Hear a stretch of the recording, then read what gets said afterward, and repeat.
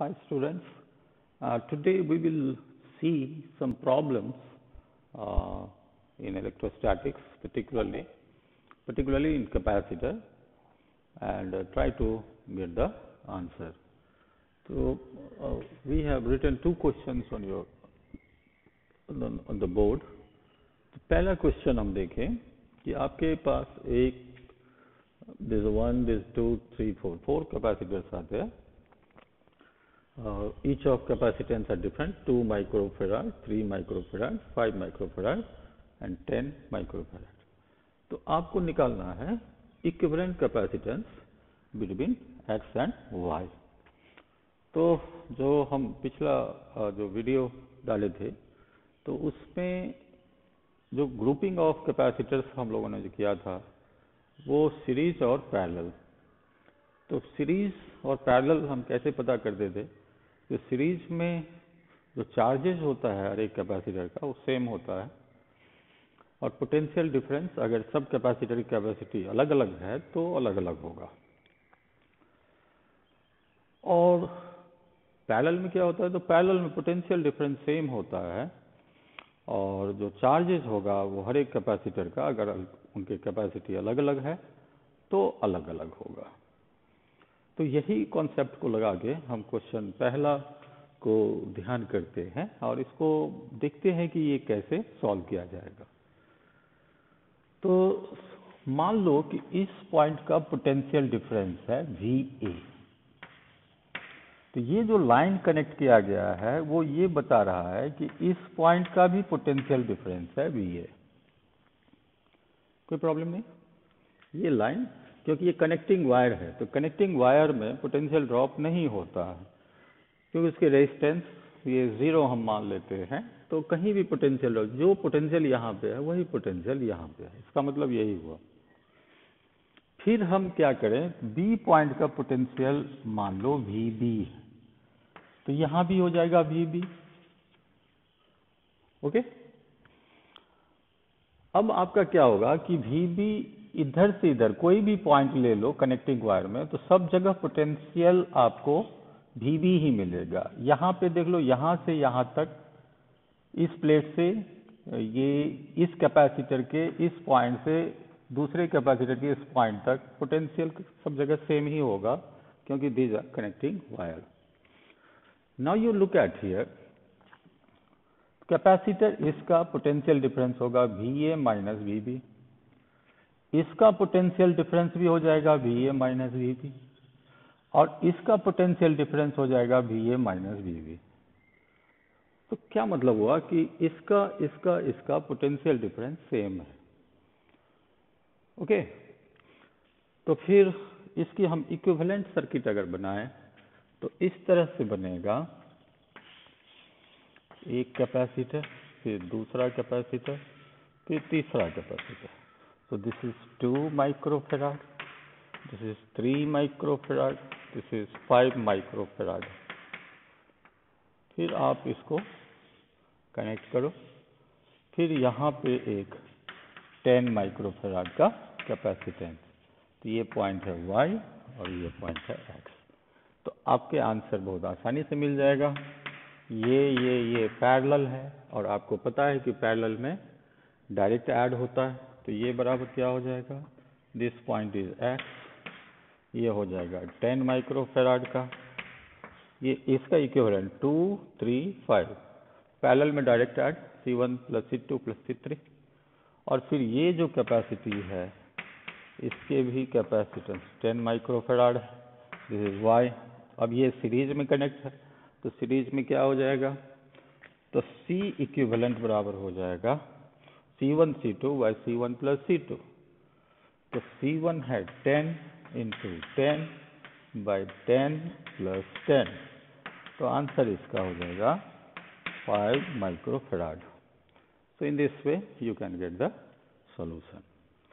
Okay. तो आपको सिर्फ ये पता करना था, ये वायर ये बता रहा है कि जो पोटेंशियल यहाँ है वही पोटेंशियल यहाँ पर है और इस पॉइंट का पोटेंशियल का मतलब है इधर भी वही पोटेंशियल और इधर भी वही पोटेंशियल.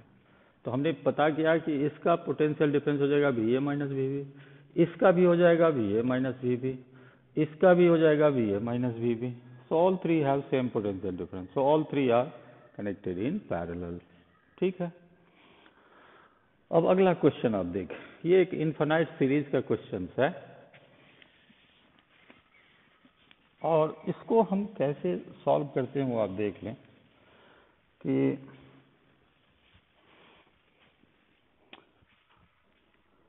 इसकी पैटर्न आप देखो कैसा कैसा है पैटर्न। हम एक सेगमेंट अगर लें तो ये पॉइंट है A और ये पॉइंट है B। तो अब आप देखोगे क्या कि यहाँ पे एक कैपेसिटी है, यहाँ पे एक कैपेसिटर है, कैपेसिटी नहीं कैपेसिटर, बस यही दो करके, ये दो ये दो ये दो, ये इनफाइनाइट है आपको। तो मान लेते हैं कि ये पूरे की कैपेसिटेंस जो है वह C है, पूरे की। तो उस C में हम एक सेगमेंट जो है या एक एलिमेंट जो है वो ऐड कर दिए। तो let the entire capacity is C, और उस C में हमने क्या किया कि एक एलिमेंट हमने ऐड किया। याद रखें इनफिनिट सीरीज का कॉन्सेप्ट इसी से बनता है। पहले आप देखो कि इसका एलिमेंट्री सेगमेंट क्या है। तो एलिमेंट्री सेगमेंट ये ऐसे ऐसे करके, ये दो दो का रूट है, ये दो दो का ग्रुप है, ऐसे ऐसे करके बढ़ते जा रहा है। तो सारे की कैपेसिटी हम मान लिए C, और C में हमने एक एलिमेंट ऐड कर दिया। तो चूंकि ये इनफाइनाइट है, तो इनफाइनाइट में अगर एक एलिमेंट जोड़ भी देंगे तो उसके टोटल कैपेसिटेंस में बहुत ज़्यादा फर्क नहीं पड़ेगा। तो कॉन्सेप्ट यही लेकर के हम लोग बनाते हैं। क्या करते हैं, तो हमने एक एलिमेंट लिया ये का, तो इसकी कैपेसिटी कितनी है 1:2, 1 माइक्रोफराड 2 माइक्रोफराड, और ये जो है वो टोटल कैपेसिटेंस।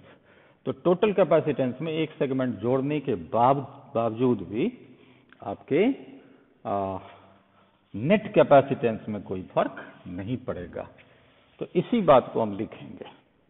तो आप बताओ कि इसका इक्विवेलेंट कितना होगा। Since it is connected in series, तो कितना होता है सीरीज में, हमारा फॉर्मूला है दो अगर सीरीज में हो तो C1 C2 by C1 plus C2, और पैरेलल में हम क्या करते हैं ना, डायरेक्ट ऐड करते हैं।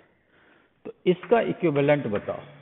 तो इसका इक्विवेलेंट होगा C into 2 by C plus 2 plus 1 is equal to, यानी सबको आपने ऐड कर दिया, इज इक्वल टू C। बात समझ में आया। टोटल की कैपेसिटी C, उसमें हमने एक एलिमेंट जोड़ा, जोड़ जाड़ के फिर से हम एक इक्विवेलेंट किसके मानेंगे, वो भी C के बराबर होगा। क्यों, क्योंकि ये इनफाइनाइट सीरीज है। तो इनफाइनाइट का जो वैल्यू होगा उसमें एक एलिमेंट जोड़ भी देंगे तो वो C ही होगा। तो वही कॉन्सेप्ट है, C और 2 सीरीज में है, इसका इक्विवेलेंट ये हुआ, 1 जो है ये इसके पैरेलल है।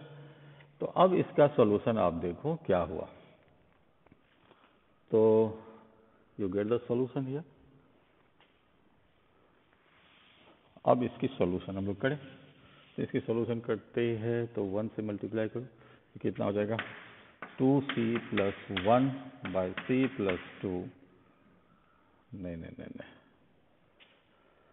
एक minute, how will you add this. इसको इधर कर लें तो भी नहीं होगा।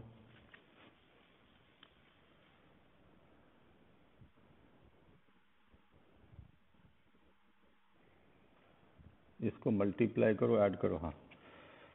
तो 2C plus C plus 2 by C plus 2 is equal to C। Cross multiply करो तो C square plus 2C is equal to 2C plus C 3C plus 2। So आपका हो गया C square minus C plus 2 is equal to 0। So this is a quadratic equation, और इसके दो solution आएगा। अब सॉल्यूशन करके देखो क्या आता है। जो भी आवे आप इसकी आंसर निकालें। माइनस वाला जो वैल्यू होगा वो नहीं लेना है, क्योंकि नेगेटिव कैपेसिटी नहीं होता है। Okay, so this 2 questions you try to get. Quadratic equation, इसकी सॉल्यूशन आप देखो आता है कि नहीं। C का वैल्यू जो भी आवे, 2 वैल्यू आएगा, क्योंकि ये क्वाड्रेटिक इक्वेशन है।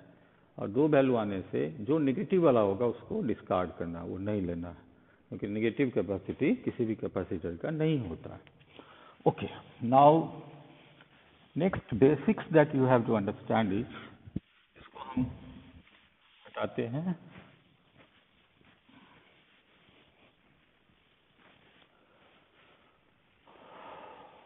अगला क्वेश्चन कि मान लो कि आपके पास एक कैपेसिटर है और एक बैटरी है, इसकी कैपेसिटेंस है C और ये है 5 वोल्ट। तो क्या होता है कि किसी कैपेसिटर को हम बैटरी से कनेक्ट करते हैं तो कुछ देर ये चार्ज होगा, तो इस पर आ जाएगा plus plus plus plus minus minus minus, charge होते होते इसका भी पोटेंशियल डिफरेंस हो जाएगा 5 वोल्ट, और जब तक चार्ज होगा तब तक करंट फ्लो होगा सर्किट से, और जब ये फुल चार्ज होगा यानी इसका भी पोटेंशियल डिफरेंस 5 वोल्ट हो जाएगा, तो करंट फ्लो होना बंद हो जाएगा। और कैपेसिटर को चार्ज होने में बहुत ज़्यादा टाइम नहीं लगता है, it will take a very less time to charge. तो current will stop if the potential difference of capacitor is equal to EMF of the cell. The current stops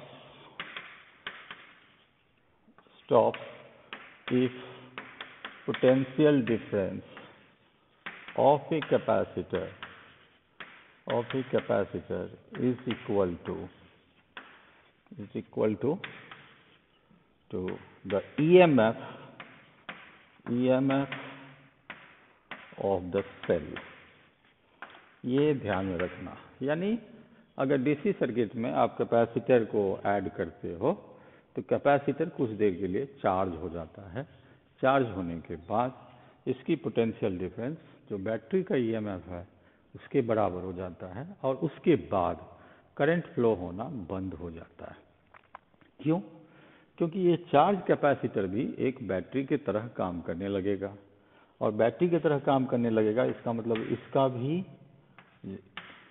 ये 5 वोल्ट है और ये भी 5 वोल्ट है, तो बोथ आर 5 वोल्ट।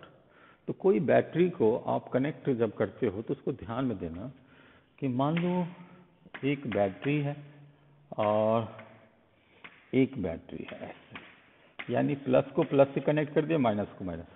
तो इसमें क्या होता है ना, इसके अगर हमको ईएमएफ पूछे तो net EMF net is 0, because ये जो है ये बैटरी आपको अपोजिट कनेक्ट हुआ, उल्टा कनेक्ट हुआ।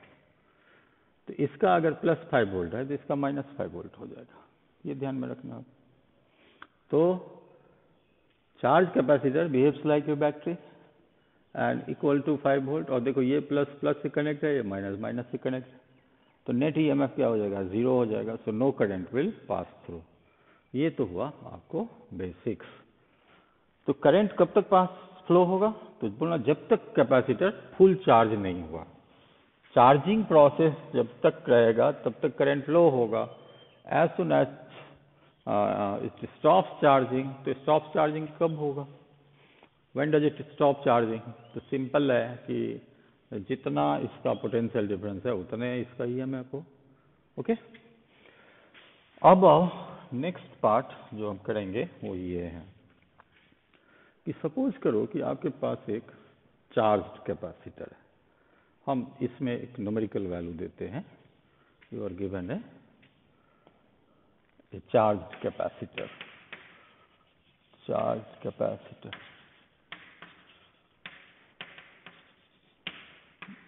the potential difference is 100 volt. This is minus minus minus plus plus plus, and it is connected with an uncharged capacitor. Okay, इसकी capacity 100 microfarad है, इसकी भी कैपेसिटी 100 माइक्रोफेराड। फर्क क्या है कि आपने इसको अनचार्ज कैपेसिटर को किसी चार्ज कैपेसिटर के साथ जोड़ दिया। तो अब आप बताएं कि इसका पोटेंशियल डिफरेंस क्या होगा जब ये दोनों फुल चार्ज हो जाए। कुछ देर के बाद ये कैपेसिटर इसको चार्ज करेगा, तो फुल चार्ज होने के बाद इसकी कैपेसिटेंस क्या होगा।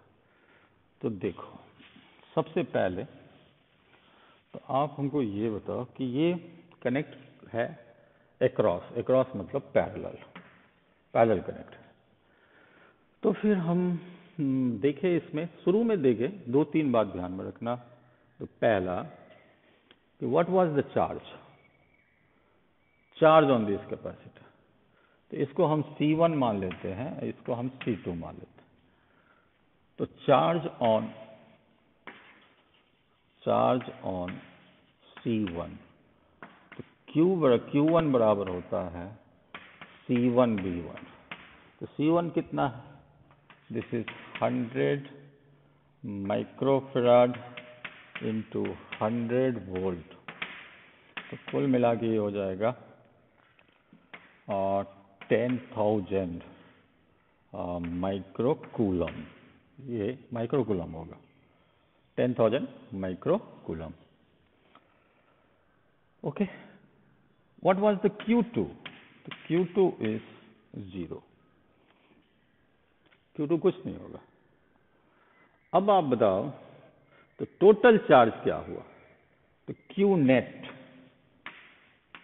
नेट बराबर हुआ, कितना हुआ भाई? Q नेट बराबर, तो ये 0, तो ये हो जाएगा 10,000 microcoulomb. This is the total charge. Now total capacitance कितने? तो since they are connected parallel, तो पैरेलल में टोटल कैपेसिटेंस कितने होंगे? तो टोटल कैपेसिटेंस या equivalent capacitance is equal to, this is the 100, this is the 100, तो 100 माइक्रोफैराड प्लस 100 माइक्रोफैराड, तो answer is 200 microfarad. Okay okay, now next is, अब हम निकालेंगे कॉमन पोटेंशियल डिफरेंस। तो कॉमन पोटेंशियल डिफरेंस, क्योंकि ये पैरेलल है तो पोटेंशियल डिफरेंस सेम होगा। तो CPD, common potential difference is equal to, कोई फॉर्मूला ध्यान है? तो C बराबर होता था Q/V, तो V बराबर हो जाएगा Q/C। तो ये हो जाएगा Q नेट यानी total charge divided by C equivalent यानी total capacity, total charge by total capacity. तो can you tell me what is the answer here? Q net कितना था? Total charge, no idea. Total charge was 10,000 microcoulomb. Total capacity 200 microfarad. This micro is being cancelled. This 20 is cancelled. So this is 2. So the answer is 50 volt. 50 volt is the common potential difference after when these two capacitor is charged. ये तो charge था ही, ये अनचार्ज था, तो इसको आप connect करोगे तो कुछ देर के बाद ये फुल चार्ज हो जाएगा। तो फुल चार्ज होने के बाद इसके जो पोटेंशियल डिफरेंस होंगे वो कितने होंगे? 50 volt. Okay, 50 volt common potential difference CPD is your 50 volt. अब इस प्रोसेस में क्या हुआ वो ध्यान में दो। अगर पोटेंशियल डिफरेंस पता है तो चार्ज भी पता हो जाएगा कि इस पर कितना चार्ज अब आ जाएगा। ठीक है, अब चलो, जो सबसे इंपॉर्टेंट चीज है इसमें ये कि जब हमने दूसरा कैपेसिटर नहीं जोड़ा था या before start of charging of the second capacitor, what was the total energy? Total energy कितना होगा ये आप देखें। तो टोटल एनर्जी, पहला before charging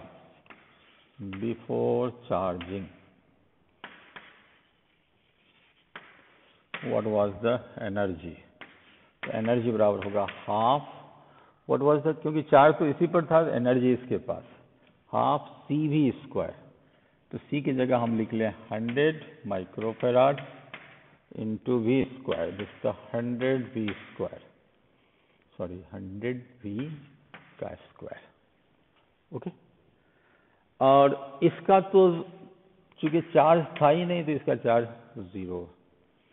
after charging, this is a u initial I am considering this, so after charging what will happen, after charging, तो charging के बाद क्या होगा ये आप देखो, तो चार्जिंग के बाद दोनों में एनर्जी आएगा, तो देख लो हाफ इंटू इसकी कैपेसिटी तो 100 है ही, microfarad into 50 volt square plus half into 100 microfarad plus into 50 volt square, दोनों के 50 वोल्ट दोनों capacity same.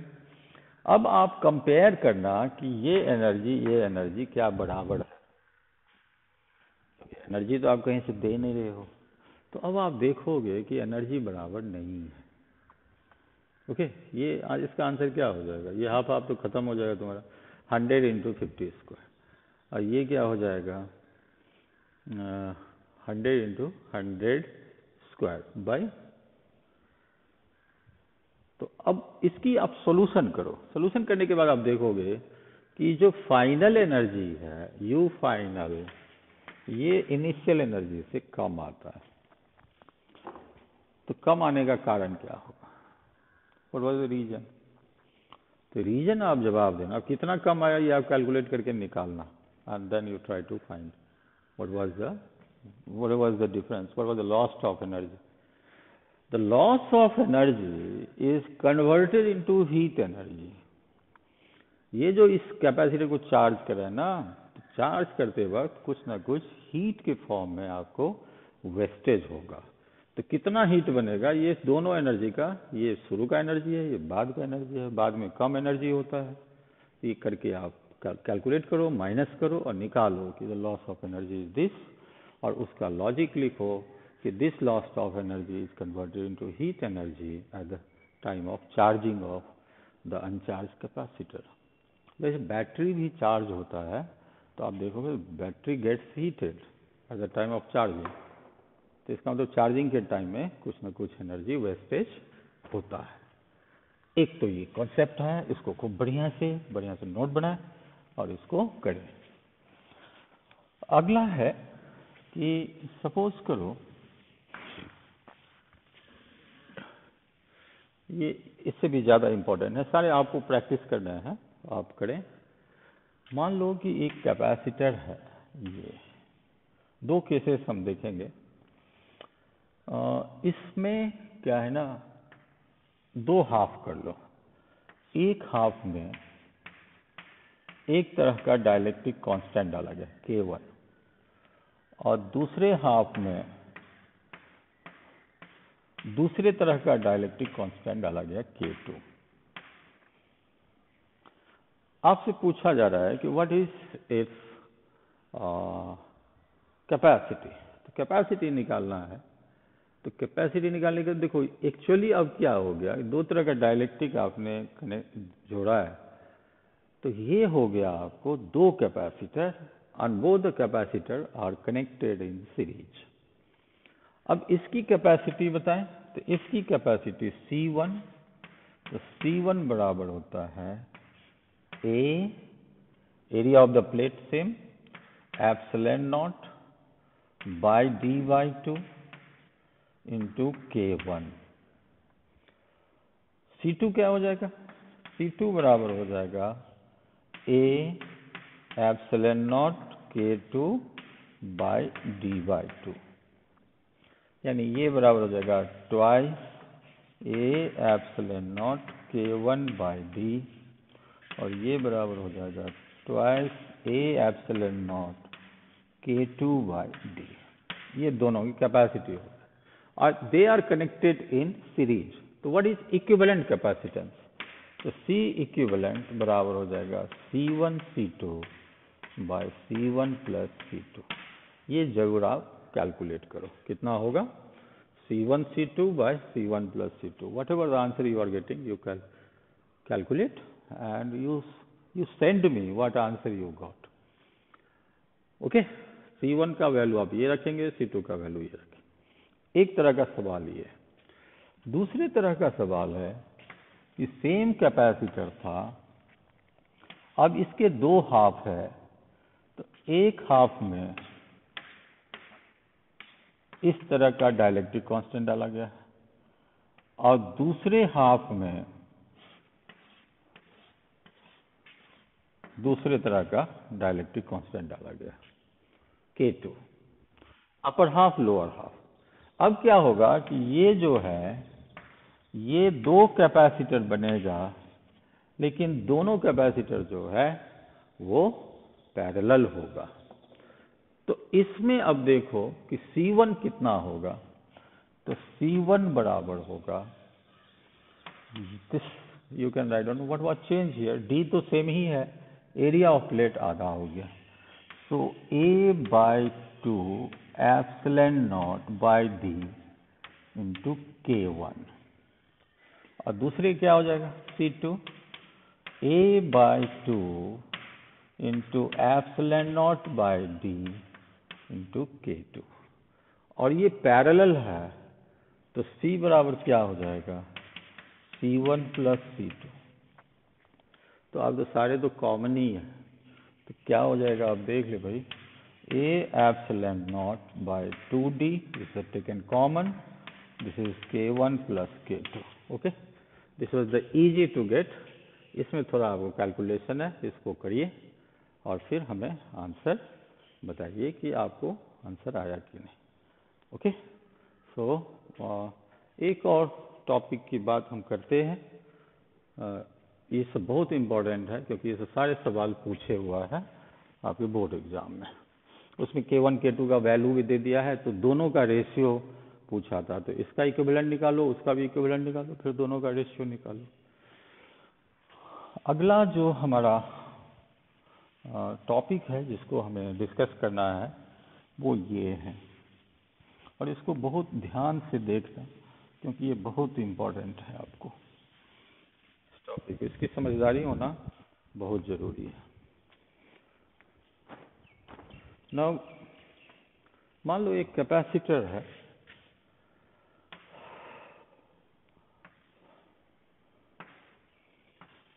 This is plus plus, this is charge capacitor, this is parallel plate air capacitor. So इसकी हम कुछ formula लिखते हैं, C naught बराबर A epsilon not by D। ये नॉट देने का मतलब आपको समझ में आ गया होगा कि एयर के लिए हम नॉट लिखते हैं। इलेक्ट्रिक फील्ड का formula E naught is equal to sigma by epsilon naught. Okay, sigma naught देते, sigma naught by epsilon naught. उसके बाद V नॉट यानी पोटेंशियल डिफरेंस बराबर हो जाएगा E नॉट इंटू डी। उसके बाद चार्ज कितना होगा, तो Q नॉट बराबर हो जाएगा C naught into V naught, Q is equal to CV। Okay, फिर energy, energy density, energy density वो बराबर क्या होगा, तो ध्यान से देखना। तो एनर्जी डेंसिटी U बराबर हो जाएगा U not is equal to half into epsilon not into E not square. It's okay, this are the formula. अब इस फॉर्मूला को अब ध्यान में रखना कि हम क्या करते हैं, इस चार्ज कैपेसिटर में now A dielectric is placed, a dielectric is placed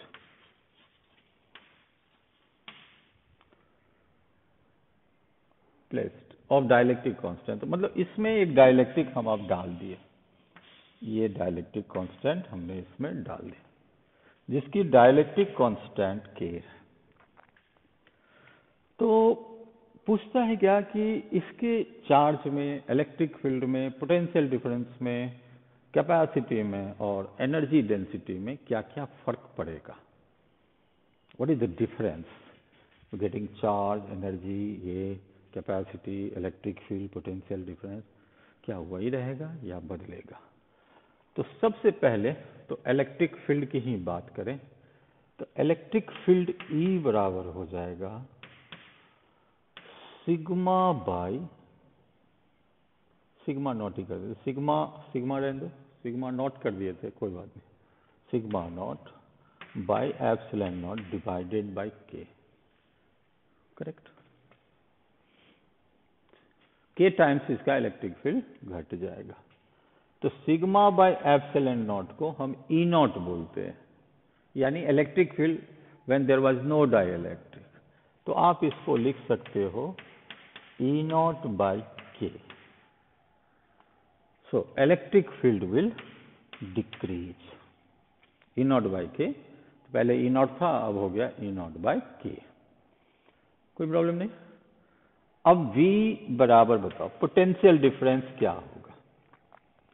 तो पोटेंशियल डिफरेंस बराबर हो जाएगा E इंटू डी, ठीक है, इलेक्ट्रिक फील्ड इंटू डिस्टेंस। और इलेक्ट्रिक फील्ड क्या है, E not by k into D.